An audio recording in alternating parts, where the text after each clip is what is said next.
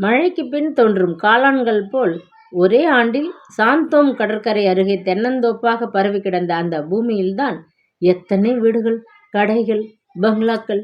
அப்படி உருவான கட்டடக் குவியலில் ஒன்றுதான் நம்மாழ்வார் காலனி. 10 சிறு வீடுகளையும் சில பங்களாக்களையும் தன்னுள் அடக்கி கொண்டு விட்டிருந்த ஒரு குடியிருப்பு பகுதி அது. இளநீர் போன்ற கிணற்று தண்ணீர், கடை, பஸ் நிலையம், தபால் ஆபீஸ் அருகே வசதியான சிறு அழகிய வீடு. விளம்பரத்தை கண்டுவிட்டுத்தான் அவர் பரபரப்புடன் அதை காண அந்த ஏஜென்ட்டின் ஆளுடன் விரைந்தார். காலனியில் ஒரே ஒரு வீடுதான் விற்பனைக்கு இருந்தது. தெருவில் இடது கோடியில் சிறு தோட்டத்திற்குள்ளே பெட்டி போல் அடக்கமாக காணப்பட்ட வீட்டை பார்த்த உடனேயே அவருக்கு பிடித்து விட்டிருந்தது. கேட் அருகே சுற்றுச்சுவரில் கார்ப்பரேஷன் கருப்பு வட்டத்திற்குள் கண்களில் படும் அளவுக்கு போட்டிருந்த குறியீடு பளிச்சென்று தெரிந்ததும் அவர் பூரித்து போனார். வீட்டின் எண் 54. 5ம் 4ம் சேர்த்தால் 9. அவரது அதிர்ஷ்டம் என்ன ஆயிற்றே! கடல் காற்று எப்பவும் ஜில்லுன்னு வீசிக்கிட்டு இருக்கும். ஃபேன் கூட போட தேவையில்லை. தோட்டத்தில் 4 தென்னை மரங்கள் இருக்கு. கொஞ்சம் பூமியை சீராக்கி செடி கொடிகள் வச்சா தோட்டம் ஜம்முன்னு இருக்கும். இந்த பக்கத்தில் அநேகமாக பெரிய உத்தியோகஸ்தர்கள் வசிக்கிறாங்க. தான் உண்டு தன் காரியம் உண்டுன்னு நினைக்கிற மரியாதைப்பட்ட மனுஷங்க. வேணும் வேண்டாங்கிறத நாளைக்குள்ளார சொல்லிட்டா தேவையில்லை. ஏன்னா டெல்லியிலிருந்து ஒரு பார்ட்டி இந்த வீட்டுக்கு மேலே நோக்கமாக இருக்காங்க. மலேசியாவிலிருந்து ஒரு தமிழ் குடும்பம் இப்படி ஒரு வீடு தேவைன்னு கேட்டு கடுதாசு போட்டிருக்காங்க.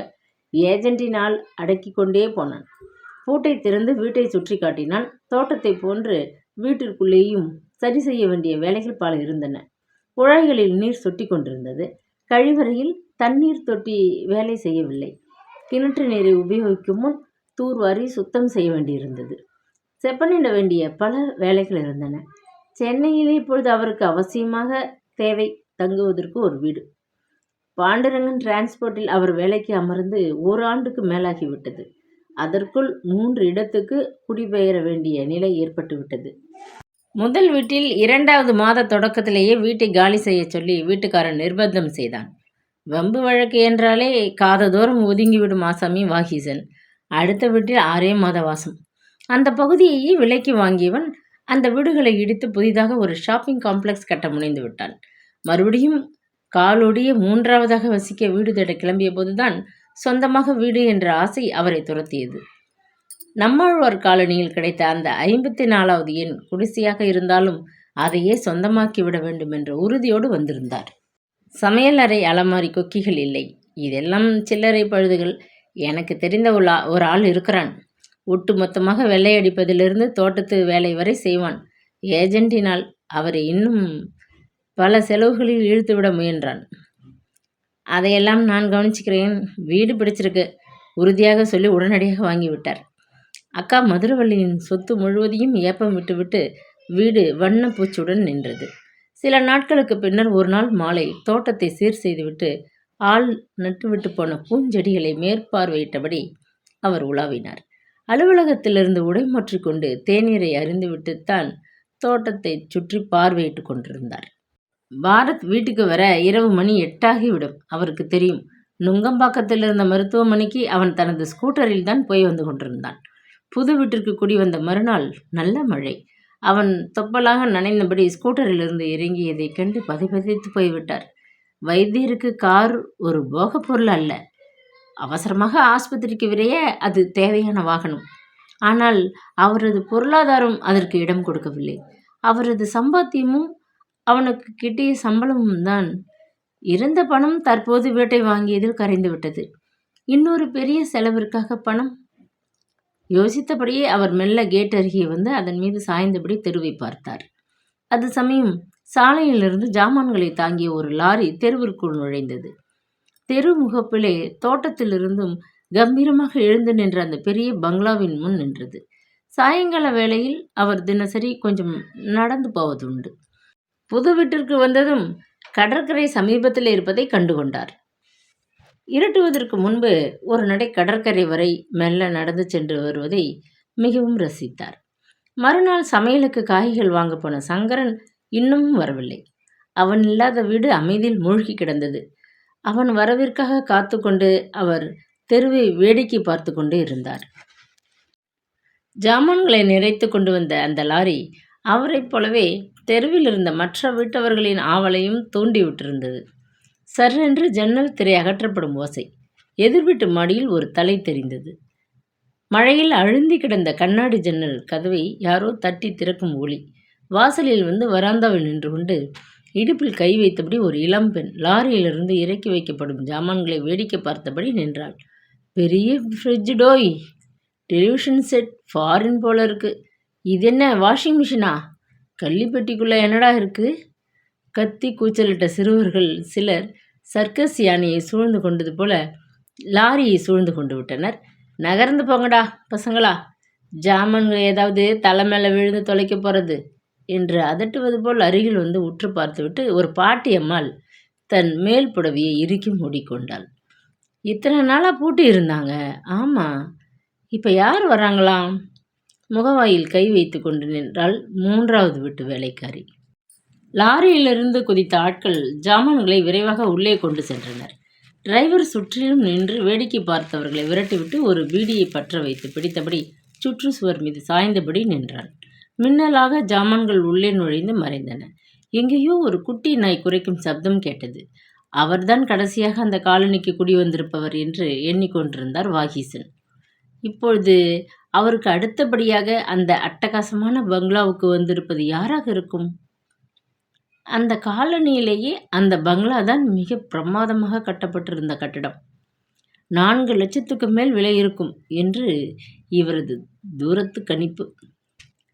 தோட்டமே பார்க்க கண்கொள்ளா காட்சியாக அமைந்திருப்பதை அவர் தினசரி நடக்கும்போது கவனித்திருந்தார். ஒரு நாள் மூடியிருந்த கேட் அருகே வந்து வெக்கத்தை விட்டு தோட்டத்தை சிறிது நோட்டம் பார்த்தார். எத்தனை வண்ண போகன் விழாக்கள், ஒட்டு ரோஜாக்கள், முன்புற வாசலை அடைத்து சுவர் ஓரமாக ஒரு பெரும் மகிழ மரம், போர்டிகோவை ஒட்டி தேநீர் விருந்து நடத்திவிடலாம். அப்படி ஒரு புல்வெளி வெல்வெட்டை போல் ஒரே அளவில் அழகாக செதுக்கி பச்சை பசையல் என்று பாதுகாக்கப்பட்டிருந்தது.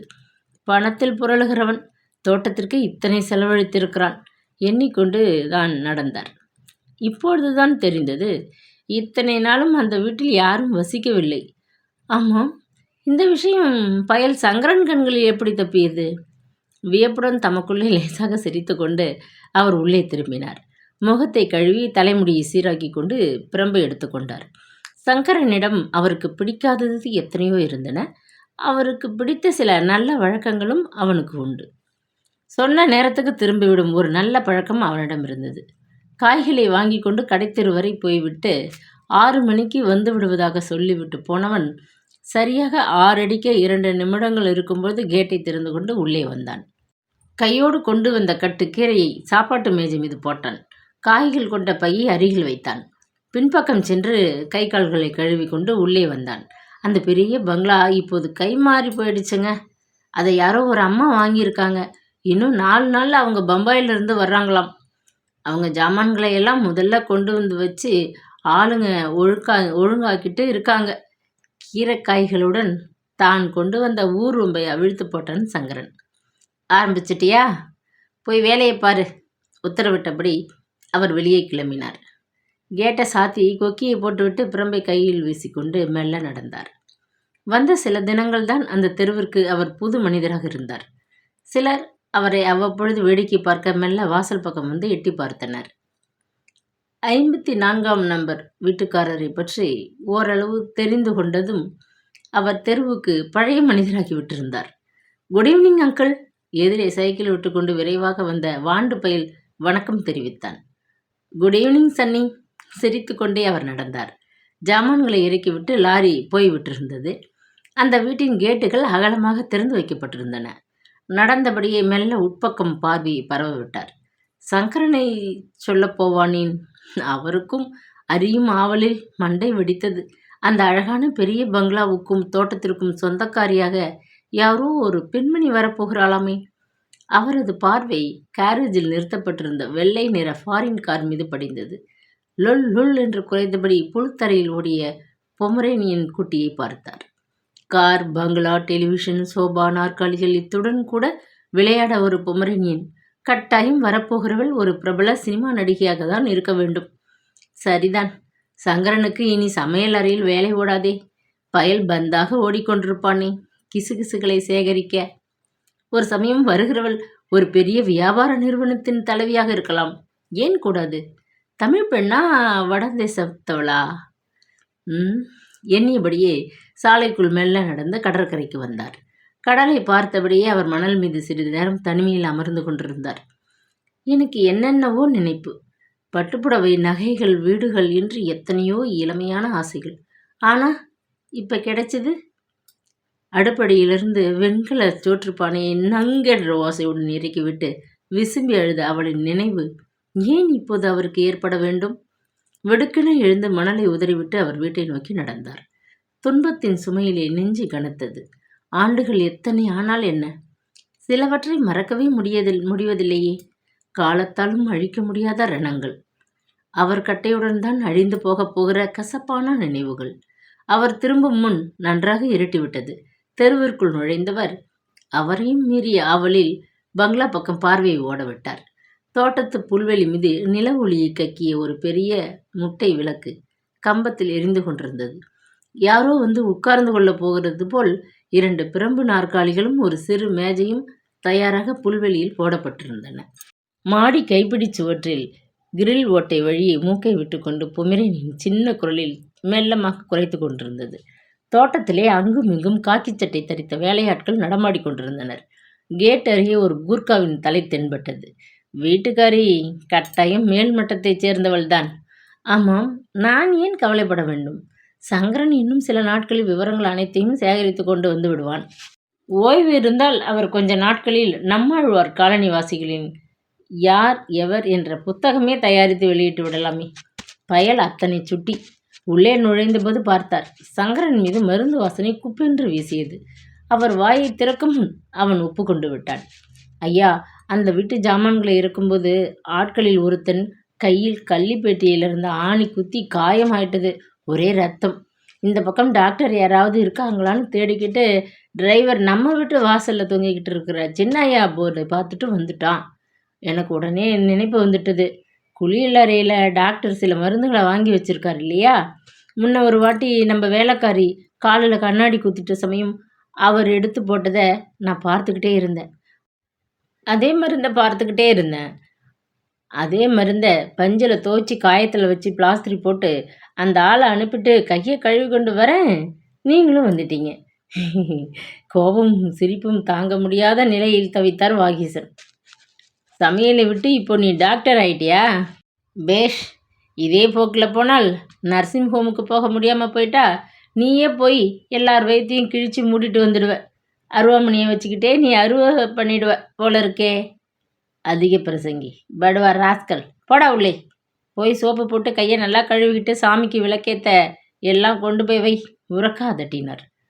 கற்பூரம், தூப கலாசம் எல்லாம் எடுத்து தயாராக வச்சிருக்கேன். குத்து விளக்குக்கிட்டேயே நெருப்பு பெட்டியும் இருக்கு. அவரது கோபத்தை பாராட்டாது பல்லை இழித்தான் சங்கரன். விளக்கை ஏற்றி கற்பூர ஆரத்தியை காட்டி கொண்டிருந்த போது அவர் காதுகளில் பட்டது. விளக்கேற்ற சட்டுன்னு ஒரு மருமகளை சட்டுன்னு கூட்டிக்கணும்னு எப்போ தோண போகுதோ. என்னடா என்னமோ முனகிக்கிட்டு இருந்தியே, என்ன தைரியமாக இறைஞ்சி சொல்கிறது?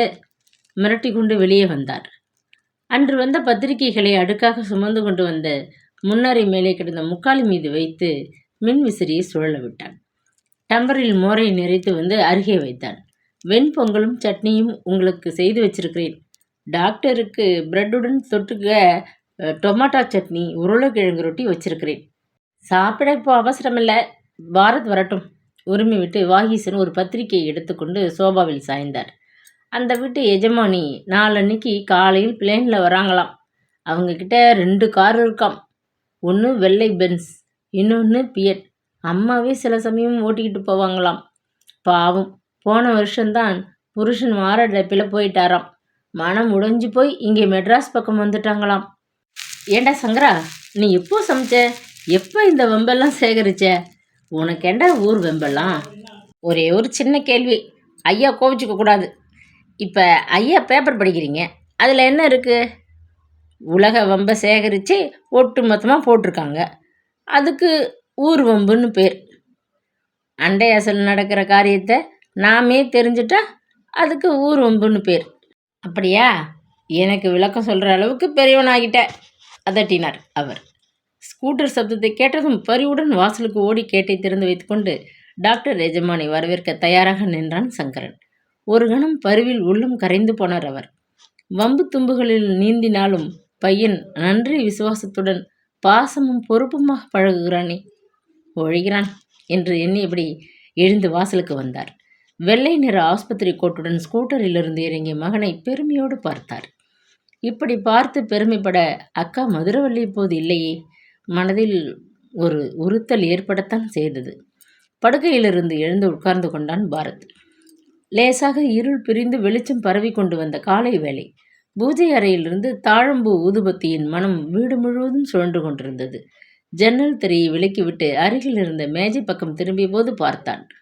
அப்பா மறக்கவில்லை. அவனது பிறந்த நாளுக்கு வழக்கம் போல் தாம் வாங்கி அளிக்கும் பரிசுகளான புது சட்டை வேட்டி இரண்டையும் ஒரு தட்டின் மீது வைத்திருந்தார். அத்துடன் அதிகாலையில் அவர் கோவிலுக்கு சென்று அர்ச்சனை செய்து கொண்டு வந்த குங்குமம் விபூதி பிரசாத பொட்டலங்களும் இருந்தன. அப்பா வாகிசன் வெளியூரில் வேலை பார்த்து கொண்டிருக்கையில் சென்னை ஹாஸ்டலில் தங்கித்தான் அவன் படித்து கொண்டிருந்தான். பிறந்த நாளுக்கு ஒரு தினம் முன்னதாகவே அப்பா தமது பரிசுகளை பார்சலாக மகனுக்கு அனுப்பி கூட ஒரு வாழ்த்து கார்டும் அனுப்பிவிடுவார். தட்டில் சட்டை மடிப்பிற்கு மேல் ஒரு வாழ்த்து கார்டும் காணப்பட்டது. மென்மையாக முருவளித்து கொண்டு எழுந்து சென்று அதை எடுத்து பிரித்தான். அன்புள்ள மகனுக்கு, தெய்வமாகிவிட்ட உன் அத்தை அம்மா இருவரின் ஆசிகளுடன் அப்பாவின் அன்பும் வாழ்த்துக்களும். நெஞ்சு என்னவோ செய்தது. இன்னமும் குழந்தையாக எண்ணிக்கொண்டு அவனது பிறந்த நாளை வழக்கம்போல் கொண்டாட விழைகின்ற அவரது அன்பை எண்ணி கண்கள் கனத்தன. அத்தை மதுரவள்ளியின் அணைப்பிலும் கட்டுப்பாட்டிலும் வளர்க்கப்பட்டான் அவன். பிறந்த நாளும் அதுவுமாக இன்னமும் படுக்கையிலேயே கிடப்பதா? சற்றென்று குளியல் அறைக்குள் புகுந்து கொண்டான். ஸ்நானம் செய்து தலையை துவட்டி முடியை வாரிக்கொண்டு மூளை ஓரத்தில் குங்குமம் தடவி மடித்து தட்டில் அப்பா தயாராக வைத்திருந்த புது வேட்டியை எடுத்துக்கொண்டான். சட்டையிலிருந்த குண்டூசிகளை எடுத்து சட்டையையும் அப்பா அவனுக்கு உடுத்த தயாராகத்தான் மடித்து வைத்திருந்தார். எந்த ஒரு சிறு காரியமானாலும் மகனுக்கு பார்த்து பார்த்து கவனித்து ஒழுங்காக செய்து வைப்பதில் அவருக்கு நிகர் அவரைதான். சட்டையையும் அணிந்து கொண்டான். பிரசாத பொட்டலத்தை பிரித்து திருநீற்றை எடுத்து நெற்றியில் பூசிக்கொண்டான். பூஜைக்கு பின்னர் வாகிசன் தனது அறையில் சங்கரன் மலர் மாலைகளால் அலங்கரித்திருந்த அந்த படங்களை பார்த்த வண்ணம் சிந்தனையோடு நின்று கொண்டிருந்தார். பின்னால் மெல்லிய காலடி ஓசை கேட்டு திரும்பினார். அப்பா, பிறந்தநாள் பரிசுகளுக்கு என் நன்றி. இன்னமும் நான் பச்சை குழந்தைன்னு உங்கள் நினைப்பு. இன்னையோட எனக்கு 26 வயசு முடிஞ்சிட்டது, தெரியும் இல்லையா? சிரித்து கொண்டே கேட்டபின் சற்றென்று குனிந்து அவரது பாதங்களை தொட்டு கும்பிட்டான். இக்கதையின் தொடர்ச்சி நாளை காலை 11 மணிக்கு ஒளிபரப்பாகும்.